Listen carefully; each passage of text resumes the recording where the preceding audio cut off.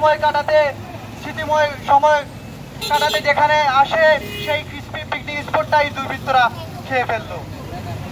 আপনারা জানেন এই ঘটনা চলাকালীন সিলেটের লাগামহীন এই সাদা পাথরের লুটপাট চলাকালীন এই লুটপাটকে ঢাকা দেওয়ার জন্য কিছুদিন পর দেখা গেল 4-5 দিন এটা নিয়ে আলোচনা হচ্ছে, পরে দেখা গেল সিলেটের বহুল আলোচিত হত্যাকাণ্ড, সবচেয়ে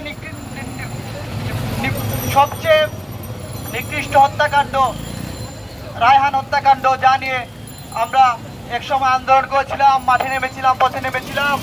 পরে তাকে বর্ডারের অঞ্চল থেকে গ্রেফতার করা হয়, সে প্রধান আসামি এবং এটা সকলের কাছে প্রমাণিত।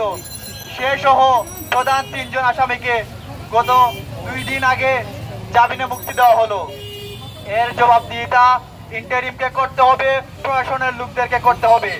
প্রশাসনের আওতাধীন বর্ডার এলাকা যেখানে সাধারণ কোন এক পর্যটক গিয়ে যদি বর্ডারের পাশে পা রাখে সেখানে তাদেরকে ধরে ফেলা হয়, কিন্তু তাদের চোখের সামনে দিয়ে এত লুটপাট হলো। তারপরে আপনার প্রশাসনের ইন্টারিমের আওতাধীন